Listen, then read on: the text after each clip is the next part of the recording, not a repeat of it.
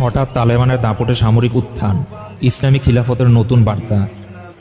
আমি যখন পৃথিবীর বিভিন্ন প্রান্তের মুজাহিদ ভাইদের জিহাদের ময়দানে লড়াইরত সামরিক অনুশীলনগুলো দেখতাম, তখন ভাবতাম কবে আমরা একটি পূর্ণাঙ্গ ইসলামী খিলাফত ও সামরিক বাহিনী দেখতে পাব, যাদের সামনে কুফফার বিশ্ব হাঁটু গেড়ে বসবে, কুফফার বিশ্ব যাদের ভয়ে থরথর করে কাঁপতে থাকবে।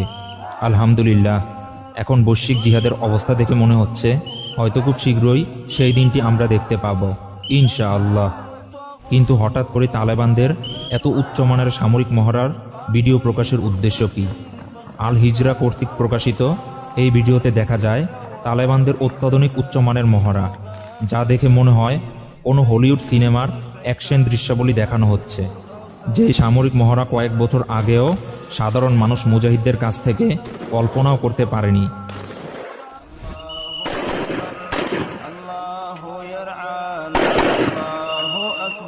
আল্লাহু আকবার।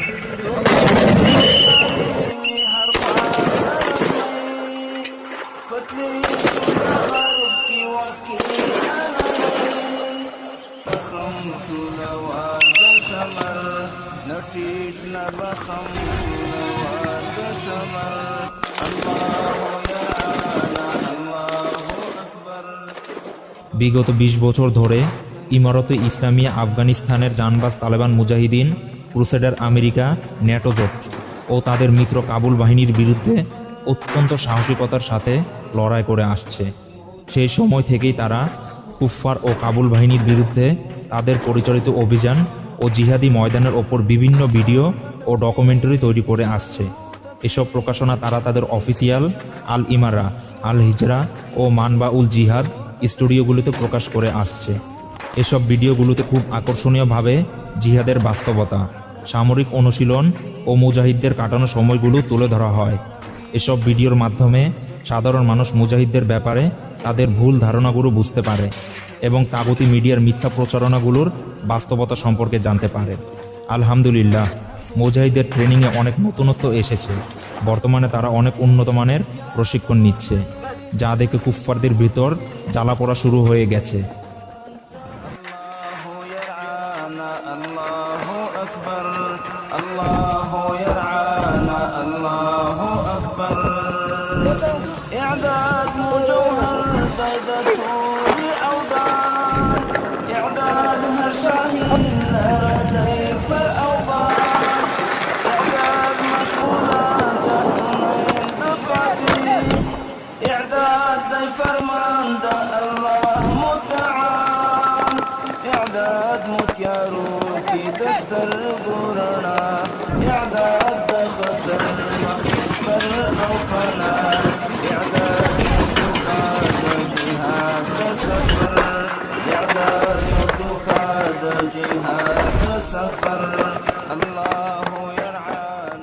সর্বশেষ অক্টোবর মাসে তালেবান মুজাহিদিন সর্বাধিক উৎসাহমূলক ভিক্টোরি ফোর্স 1 নামের ৪১ মিনিটের একটি অত্যাধুনিক সামরিক মহড়ার ভিডিও প্রকাশ করেছে, যা ইতিমধ্যে বহির্বিশ্বেও সাড়া ফেলেছে।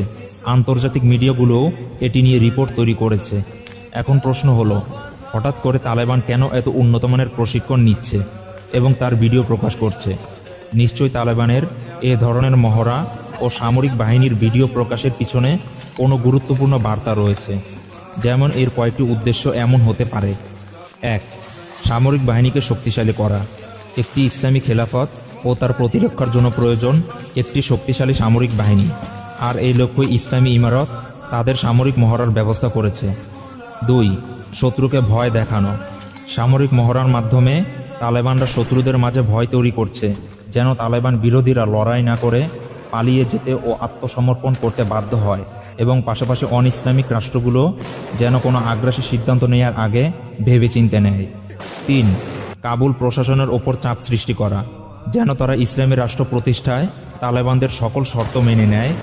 এছাড়া এমন ভিডিও প্রকাশের পিছনে আরও অনেক কারণ থাকতে পারে। তালেবানরা নিষ্ক্রিয় হয়ে যাননি, অস্ত্র ফেলে দেননি। শত্রুকে এমন বার্তা দেওয়াও উদ্দেশ্য হতে পারে। এছাড়া নয়া বিশ্বের আগমনী বার্তা সকলের কাছে পৌঁছে দেয়া। ইসলামী আলেমরা এই শতাব্দীকে ইসলামের বিজয়ী শতাব্দী বলে মনে করছেন। তালেবানদের বিজয়ী বার্তা যেন সমগ্র বিশ্বকে সেই বিষয়টি পুনরায় মনে করিয়ে দিচ্ছে। উল্লেখ্য যে আল্লাহর অনুগ্রহে তালেবানরা সামরিক ও রাজনৈতিকভাবে বিজয়ের দ্বার প্রান্তে রয়েছেন। তারা প্রথমে বিশ্বের সবচেয়ে তথাকথিত সুপার পাওয়ারকে সামরিকভাবে নিজেদের সামনে হাঁটু গেড়ে বসতে বাধ্য করেছেন। এরপরে রাজনৈতিক বিতর্কে নিজেদের সকল শর্ত মেনে নিতে কুফফার বিশ্বকে বাধ্য করেছেন। ইনশাআল্লাহ এভাবেই ধীরে ধীরে ইসলামের বিজয় একদিন আসবেই। ভিক্টোরি ফোর্স 1 নামের তালেবান মুজাহিদদের সামরিক মহড়ার ভিডিওটির লিঙ্ক ডিসক্রিপশন বক্সে দেয়া হলো, চাইলে সেখান থেকে দেখে নিতে পারেন।